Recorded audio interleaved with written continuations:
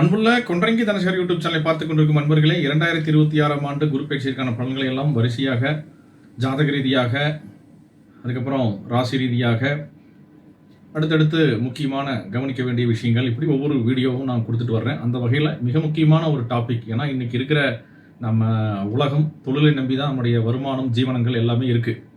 அப்படி இருக்கிற இந்த சூழல்களில் இந்த குரு பயிற்சி, குரு கடகத்துக்கு உச்ச குருவாக பிரவேசிக்கக்கூடிய இந்த காலகட்டம், அதுக்கப்புறமா அதிசாரமாக போய் வக்கரமாக வந்து இந்த ஒரு வருட காலம் தொழில் துறை எப்படி இருக்கும், எந்தெந்த தொழில்களுக்கு நன்மை தீமை, இதெல்லாம் பற்றியும் விரிவாக சொல்லலாம். ஏன்னா இந்த சப்ஜெக்டை யாருமே அவ்வளோ சீக்கிரம் கையில் எடுக்க மாட்டாங்க. எல்லாருமே சினிமா, பாலிடிக்ஸ் அப்படின்னு போயிடுவாங்க. ராசி பலன் விஷயங்கள் அது பேசிக்காக எல்லோரும் பண்ணுவாங்க. பட் எனக்கு எப்போவுமே ஒரு அந்த வருடம் எந்த மாதிரி தொழில்கள் நல்லா இருக்கும் அப்படிங்கிறத முடிஞ்ச வரைக்கும் நான் ஆய்வு செய்து பார்ப்பேன். எப்பவுமே என்னுடைய சேனல் வாட்ச் பண்ணுறவங்களுக்கும் உங்களுக்கு தெரியும், ராகு கேது சனி பயிற்சி எல்லாத்துலேயுமே அந்தந்த பயிற்சி தொழில்கள் ரீதியாக எப்படிப்பட்ட ஒரு அனுகூலங்களை தரும் அப்படிங்கிறத சொல்கிறோம். அப்படி பார்க்கும்போது இந்த குரு அப்படிங்கிறவர் ஃபினான்ஸ். ஆனால் நல்லா புரிஞ்சுக்கணும், இந்த ஃபினான்ஸ் அப்படிங்கிற விஷயத்த இன்னைக்கு மெல்ல மெல்ல புதன் அப்படிங்கிற கிரகம் வந்து இழுத்துட்டு போயிட்டு இருக்கு. ஏன் அப்படின்னா அந்த காலத்தில் தங்கம் அப்படிங்கிறது வச்சு நாம் காசு தீர்மானித்தாங்க, கொடுத்தாங்க. இதெல்லாம் பழைய காலத்தில் நடந்தது. அதுக்கப்புறமாக நம்ம எல்லாத்தையுமே ரொக்கமாக வாங்கிறது, ரொக்கமாக எல்லாத்தையும் கொடுத்துட்டு வாங்கிறது, எல்லாமே கேஷ் ரீதியான ஒரு எல்லாத்துலேயுமே இருந்தது. நம்முடைய வியாபாரம், பிஸ்னஸ், ஊதியம் எல்லாமே. ஆனால் இன்னைக்கு பார்த்தீங்கன்னா எல்லாமே டிரான்சாக்ஷன் எல்லாம் குறியீடுகளாக மாறினதுக்கு அப்புறமாக புதன் அப்படிங்கிற கிரகம் தான் இன்னைக்கு நமக்கு ஒரு நிதிநிலையில் முக்கியமாக இருக்குது. அப்போது இன்னைக்கு நீங்கள் உங்கள் வீட்டுக்குள்ளே நீங்கள் உங்கள் கேஷாக ஒரு வச்சிருக்கிறது அப்படிங்கிறப்போ அந்த பணத்தை நீங்கள் குருவாக எடுத்துக்கங்க. ஆனால் அதே நீங்கள் பேங்க்கில் போட்டு வச்சுக்கிறீங்க, டிரான்சாக்ஷன் பண்ணுறீங்க அப்படின்னா அந்த மணி அப்படிங்கிறது வேல்யூவாக போயிட்டு இருக்கிறது. இது புதனுடைய குறியீடு. அப்போ இதை புரிஞ்சா நம்ம பேசுறது எல்லாமே புரியும். அப்படி பார்க்கும்போது இந்த காலகட்டத்தில் சந்திரனுடைய வீட்டுக்கு இந்த குரு வரக்கூடிய காலகட்டம் எண்ணெய் வித்துகளினுடைய ஒரு பெரிய அளவுக்கு, அதாவது சமையல் எண்ணெய் நம்ம யூஸ் பண்ணுறோம் பார்த்தீங்களா, பெரிய அளவுக்கு விலை உயர்வுகளை நம்ம சந்திக்கிற மாதிரி இருக்கும். அது விவசாயிகளுக்கு கொண்டு போய் சேருதா இல்லையா, அவர்களுக்கு போகுதோ இல்லையோ. அதாவது எனக்கு அதிகமாக இந்த பொள்ளாச்சி பக்கம் இருக்கிறவங்க அடிக்கடியே நமக்கு கூப்பிடுவாங்க, தேங்காயோடைய விலை, கொப்பரை தேங்காய் இதெல்லாம் பற்றி கேட்பாங்க. ஏன்னா அதான் எண்ணெய் மில்லுக்கு போகிறது எல்லாம். அப்போது அந்த பலம் அப்படிங்கிறது நம்ம ஜாதகத்துக்குள்ளே எப்படி பேசுகிறோம்னா, எண்ணெய் வித்துகளுக்கு ஒரு டிமாண்ட் அதிகமாக வர்றதும், அது இப்போ ஏன்னா பெட்ரோல் ப்ராடக்ட்லேருந்தும் இந்த மாதிரி பிரச்சனைகள்லாம் வேற ஓடிக்கிட்டு இருக்கிறதுனால எண்ணெய் வகை விலை அதிகமான உயர்வை குறைந்தது 30% மேலே ஏறக்கூடிய வாய்ப்புகள் அதிகம். உணவு பண்டங்களின் விலை, அதாவது குறிப்பாக ஹோட்டல் பிஸ்னஸ் பண்ணுறவங்க இந்த காலகட்டத்தில் அதிகமான விலையை வச்சு விற்கிறதுக்கான வாய்ப்புகளை கொடுக்கும். சந்திரன் அப்படிங்கிறது தினசரி நாம் யூஸ் பண்ணக்கூடிய அன்றாடம் உபயோகப்படுத்தக்கூடிய பொருட்கள் தான் சந்திரன். கடகம் அதைத்தான் குறிக்கும். அதே மாதிரி நீர் சம்பந்தப்பட்ட, அதாவது குறிப்பாக நம்ம குடிக்கிற தண்ணியாக இருக்கட்டும், அதுக்கப்புறம் லிக்விட் நம்ம எந்த வகையில் வேணால் எடுத்துக்கங்க, கூல் ட்ரிங்க்ஸு, ஹாட் ட்ரிங்க்ஸ் எது வேணால் எடுத்துக்கங்க, இதனுடைய விலையும் மிக அதிகமாக உயரக்கூடிய சூழல்கள் இருக்குது. அப்போது தொழில் அந்த மாதிரி இருக்கிறவங்க, அதாவது குறிப்பாக ஒரு கூல் ட்ரிங்க்ஸ் கடைசி நடத்துகிறாங்க, ஐஸ்கிரீம் வச்சு நடத்துகிறாங்க, அதே மாதிரி டீலர்ஷிப் பார்த்தீங்கன்னா ஒரு தண்ணி கேன் இதை எடுத்து போட்டுட்ருக்குறாங்க, இவங்களுக்கெல்லாம் யோகம்தான். ஆனால் வாங்குற நமக்கு அது பாரம். ஏன்னா நீர், அது மட்டும் இல்லாமல் இந்த காலகட்டத்தில் நீர் சார்ந்த கடல் இந்த பார்த்தீங்கன்னா வர்த்தகம் பண்ணுறாங்க பார்த்தீங்களா, இம்போர்ட் எக்ஸ்போர்ட் கடல் ரீதியாக. அப்போ இதுக்கிற டேக்ஸஸ் இன்னும் அதிகமாக கூடிய சூழல்கள் இருக்குது. அப்போ அது உலக வர்த்தகத்துக்குள்ள பெரிய அளவுக்கு பொருளாதார ரீதியாக மாற்றங்கள் நடக்கக்கூடிய காலகட்டம். புதிய புதிய வரிகளை போட்டுக்குவாங்க. இதனால் நிச்சயமாக ஏற்கனவே டெக்ஸ்டைல்ஸ் நிறைய பிரச்சனைகள் இருக்குது, குறிப்பாக திருப்பூர், கோயம்புத்தூர், கரூர்.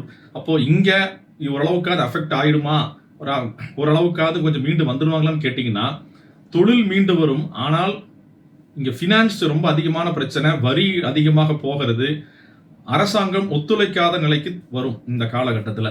அப்போ நீங்கள் பார்த்து பொழைச்சிக்கங்க அப்படின்னு சொல்லிடுவாங்க. அப்போ உங்கள் கையில் ஆர்டர் இருக்கும், ஆனால் எடுத்து பண்ணுறப்போ அதீதமான செலவுகள் போயிடும்.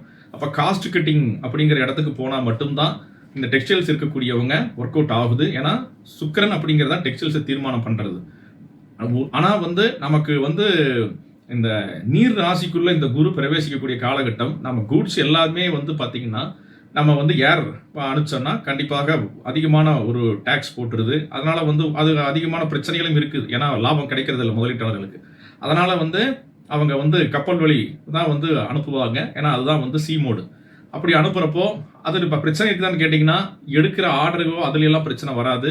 அதெல்லாம் உற்பத்தியாளர்களுக்கு நல்ல விஷயம் தான். ஆனால் செலவுகளை சமாளிக்க முடியாத திணறுவார்கள் டெக்ஸ்டைல்ஸ்ல இருக்கிறவங்க அப்படின்னு சொல்லலாம். ஏன்னா சனி விரயத்தில் இருக்குது, குருவோட பார்வையும் படுது. இப்போ 12ஆம் வீட்டுக்கூட சனிக்கு 12 குடையவனோட பார்வையும் காலபுருஷனுக்கு படுது. அப்ப இதை நம்ம கவனிக்கணும். அடுத்ததாக பார்த்தீங்க அப்படின்னா, இந்த மீன், அதாவது வந்து எக்ஸ்போர்ட் பண்றவங்க, ஃபிஷ் எக்ஸ்போர்ட் பண்றவங்க, இறால் எக்ஸ்போர்ட் பண்றவங்க, இந்த மாதிரி விஷயங்கள் நல்லா இருக்குதானா? நல்லா இருக்கு. அதுல பிரச்சனையே இல்லை, விலைகள் நல்லா கிடைக்கும். ஆனால் என்ன பிரச்சனை அப்படின்னா, இங்க எனக்கு அடுத்ததாக வரக்கூடிய ராகு கேது பயிற்சிகள்ல கேது வந்து இந்த கடகத்துல உட்காரும்போது எங்காவது ஒரு நாட்டுல வைரஸ் வந்துருச்சு, பாக்டீரியா வந்துருச்சு, இந்த மாதிரி அது வந்துருச்சுன்னு இந்த உற்பத்தியை, அதாவது குறிப்பா நம்மளுடைய எக்ஸ்போர்ட் உற்பத்தியை நிறுத்துறதுக்கான வாய்ப்புகள் அதிகமாக இருக்கு. அது ஜவுளித்துறைக்கும் சில வரும். ஆனால் ஃபுட் இண்டஸ்ட்ரி அதிகமாக எக்ஸ்போர்ட்ல பாதிக்கப்படுற சூழல்கள் அதிகமாக இருக்கு. அப்போ விலை உயர்வு இந்த மாதிரி விஷயங்கள் எல்லாம் அவங்க சமாளிச்சுக்கலாம். ஆனா வந்தால் எந்த மாதிரி பிரச்சனைக்கு வரும்? இந்த மாதிரி ஏதாவது வைரஸ் வந்துருச்சு, பாக்டீரியா வந்துருச்சு, ஏதாவது ஒரு பிரச்சனைங்கிறதுக்காக இந்த சீ ஃபுட் எக்ஸ்போர்ட் இந்த மாதிரி விஷயங்கள்ல கொஞ்சம் பார்த்துக்கணும். ஏன்னா இதுதான் கொஞ்சம் வந்து நம்ம சொல்ல வேண்டியதா இருக்குது. ஏன்னா பயிற்சி நடக்கிறதே கடக ராசி, நீர் ராசி. சனி அவர் மீனத்தில் உட்கார்ந்துருக்கார், அதுவும் நீர் ராசி. அப்போ நீர் ராசிக்குள்ள இருக்கக்கூடிய 2 கிரகங்களும் நீங்க கவனிச்சீங்கன்னா தெரியும். உலகமே வந்து பாத்தீங்கன்னா இந்த பெட்ரோல், டீசல், இந்த திரவ, இந்த வழியில் இருக்கக்கூடிய எரிபொருள், வாயு வழியில் இருக்கக்கூடிய கேஸ், இது எல்லாமே இப்போ எல்லாமே இங்கிருந்து எப்படி வருது? எல்லாமே நீர் வழியில் தான் வருது. எதுவுமே ஆகாயத்தில் வர்றதில்லை. அப்போ நீர்வழியில் வரும்போது அதற்கான பாதிப்புகள் இப்போவும் நடந்துகிட்டு இருக்குது. இனி எதிர்காலத்திலேயும் பிரச்சனைங்க இதில் அதிகமாக வரக்கூடிய சூழல்கள் இருக்குது. பெட்ரோல் விலை இப்பவே உயர்ந்துகிட்டே இருக்குது. இது மிகவும் தாங்க முடியாத அளவுக்கு வலிவேதனையை கொடுக்கக்கூடிய அளவுக்கு சமையல் எரிவாயுவினுடைய விலையும், அதுக்கப்புறம் இதற்கு காரணம் குருவல்ல, இதற்கு காரணம் சனி. காலப்புருஷன் சனி தான் இதற்கான, அதாவது பெட்ரோல், டீசல் இந்த மாதிரி வந்து இந்த வகைகளுக்கு எல்லாத்துக்குமே காரகிரகம் சனி அப்படிங்கிறவர். அப்ப அது காலப்புருஷனுக்கு விரயத்தில் இருந்து குரு தொடர்பு வாங்கும்போது டிமாண்ட் ஆகுது. அடுத்தது கோல்டு. நிச்சயமா கோல்டை பத்தி நான் முன்னாடியே சொல்லியிருந்தேன், அதிகமான விலை உயர்வு சந்திக்கும் அப்படின்னு. நான் எதிர்பார்த்திருந்து 20 ரூபா கம்மி தான், 20 ரூபா வந்து ஜாஸ்தி ஆகல, கம்மியா இருக்குன்னு சந்தோஷப்பட்டுக்கலாம். நான் எதிர்பார்த்து 1.40 அப்படிங்கிற அளவுக்கு போகும்னு பார்த்தேன். இப்போ 1.20க்குள்ள வந்து நிக்குது. அப்போ புரிஞ்சுக்கணும், இன்னும் இது அதிகமாக, அதாவது பிரதமர் வாங்க வேண்டாம்னு சொல்றார். நான் ஜோதிட ரீதியாக சொல்றது என்ன அப்படின்னா, இந்த காலகட்டத்தில் நீங்க தங்கம், வெள்ளி இந்த மாதிரி விஷயங்கள் மேல நீங்க வந்து வாங்கி வச்சுக்கிறது நல்லது. ஆனா இங்க எனக்கு தெரிஞ்சு தங்கம், இங்க இந்த ஏதாவது தங்கம் அப்படிங்கிறது தான் வந்து குரு தான் சொர்ணக்காரகன்னு சொல்றோம். சனி, இங்க சனி தொடர்பு அப்படிங்கிறது குருவுக்கு வருது. இங்க என்ன நடக்கும் அப்படின்னா, அதுக்கப்புறம் இந்த ராகு கேது பயிற்சிகள் இதெல்லாமே சம்பந்தப்படுது.